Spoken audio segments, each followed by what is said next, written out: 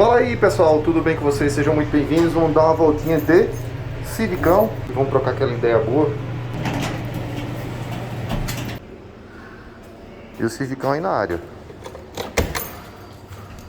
Vambora que hoje tem um assuntozinho pra comentar com vocês aí. Olha aí o nosso suportezinho de gravação. Vocês vão comigo aqui, deixa eu esquematizar.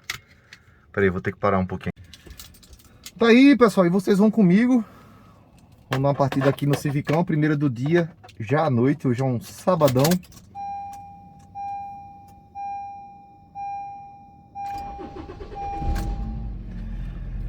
Simbora. Aí, esse Civicão tá fazendo 9,5 com litro de gasolina.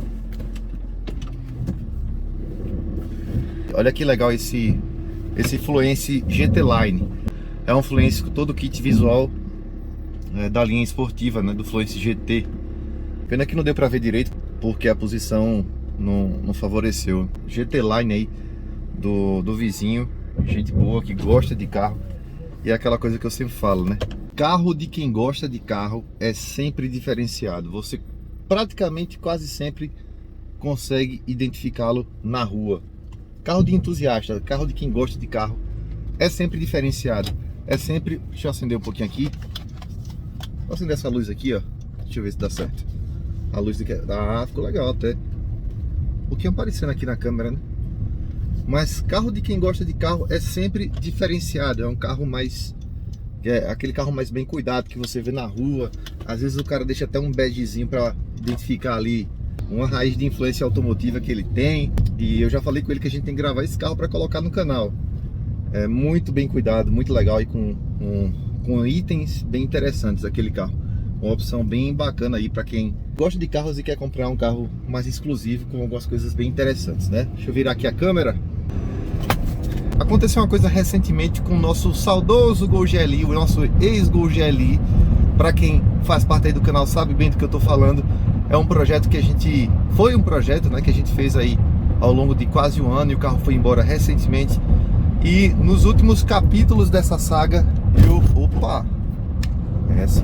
Civicão é um kart, minha gente. E aí no último capítulo dessa saga, eu descobri, na hora que eu tava indo gravar o vídeo, inclusive, tá escuro aqui. Na hora que eu tava gravando o vídeo de despedida, que o pneu do carro tava desintegrando. Eu até mostrei isso no vídeo e vou até mostrar aqui na tela para vocês reverem comigo aqui essa cena de terror aí do pneu esfarelando, né? Tem um buraco ali, já dá para ver a estrutura do pneu, o aço do pneu ali, né? E isso aconteceu ali, né? Eu até falei no vídeo, mas o pneu é porque é chinês. Não exatamente, especificamente por ser chinês, isso acontece com qualquer pneu de qualquer marca, basta que ele esteja aí fora do seu prazo de validade. Eu fiz até uma enquete lá no Instagram da GT Clube BR. Se você não chegou lá, já chega, se inscreve. Aliás, segue, né? Lá é seguir. Então se você não chegou, chega lá, segue e participe aí conosco. A gente sempre troca uma ideia, faz uma enquete, conversa sobre alguns assuntos. Eu fiz uma pergunta já sabendo mais ou menos o que teria de resposta, né? Algumas pessoas ainda assim responderam positivamente, mas a maioria que não. Eu perguntei se a pessoa, na hora de comprar o carro, verificava o DOT do pneu, que é a data de fabricação dos pneus do carro.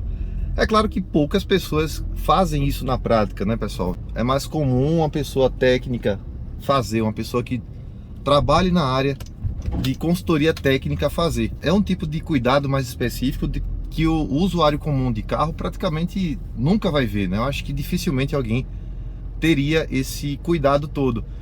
Então, eu perguntei já sabendo qual que seria a resposta média para essa minha pergunta, porque realmente as pessoas nunca verificam o prazo estimado que ele tem ali para usar o pneu. Então, às vezes você tem pneus que estão novos, ali que tem muito sulco ainda para usar, mas eles estão vencidos. São pneus que, se você colocar na estrada com a sua família a bordo, você pode estar colocando todo mundo em risco aí, por não ter observado um simples detalhe que faz toda a diferença.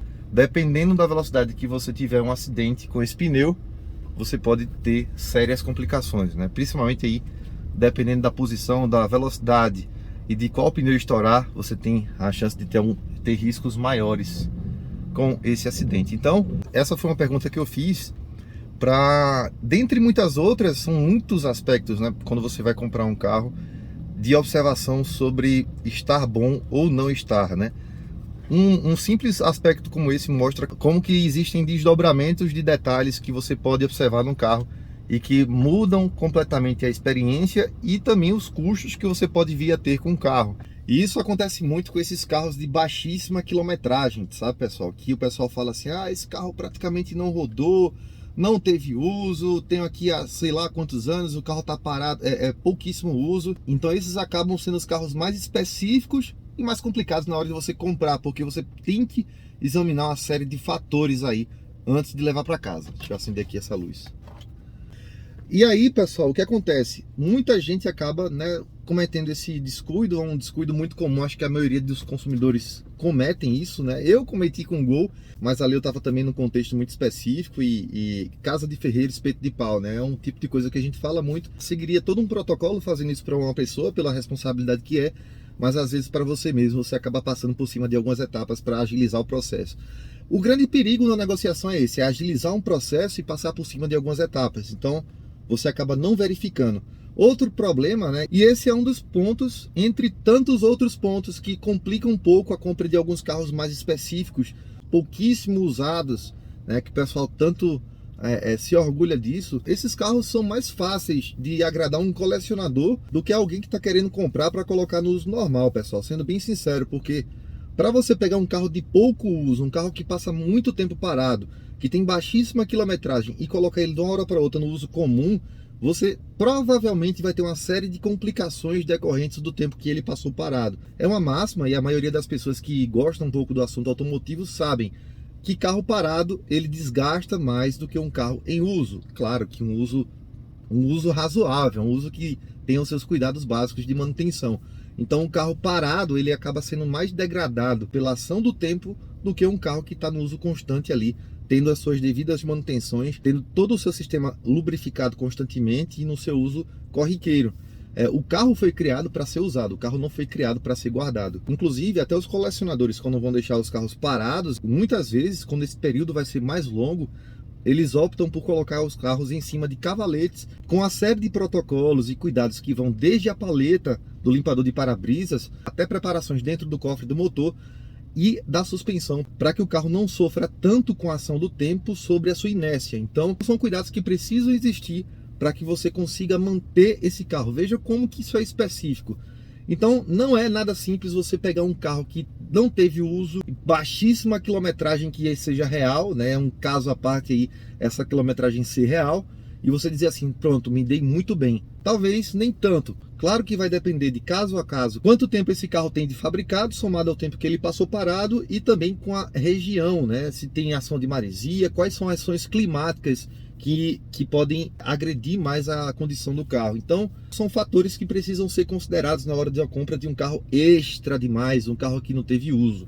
Tenham cuidado. Se você quer um carro para uso, prefira talvez a possibilidade de pensar em um carro que tenha um uso convencional, com a quilometragem compatível. Procure saber mais aspectos relacionados à integridade estrutural, claro, sem falar dos aspectos que se observa documental, histórico, tudo mais que você faz na hora da compra de um carro. Então, como já fala aquele popular ditado, nem tudo que reluz é ouro. É bom você observar muito bem, porque às vezes aquele carro super extra que não foi usado, sim, ele pode ser uma excelente peça de museu, mas também pode ser uma dor de cabeça para quem pensar em colocar ele no uso comum. Tem um longo processo de manutenções para tirar tudo que está ressecado, oxidado, desgastado pela ação do tempo, sem uso, que é muito pior do que um carro que estava em uso em termos de desgaste. Então fica aí essa dica para você que está pensando num carro. Às vezes a gente quer comprar um carro usado e fica muito vidrado com aqueles carros fenomenais que existem por aí. Tem carros que tem quilometragem que muita gente entorta o nariz, que são muito melhores de lidar do que carros assim. Esse foi o nosso bate-papo sobre esse assunto, carros extras, carros novos demais. E a ideia aqui é tentar desmistificar um pouco, até para ajudar quem pense aí em comprar um carro e procura exageradamente alguns aspectos que em excesso podem ser algo preocupante. Então é isso aí, espero muito que vocês tenham gostado. Se você chegou por aqui agora, está mais do que convidado a se inscrever nesse canal, ativar as notificações, porque você vai ser sempre avisado quando tiver vídeo novo por aqui, tá bom? Valeu pessoal, um abraço e até o próximo vídeo.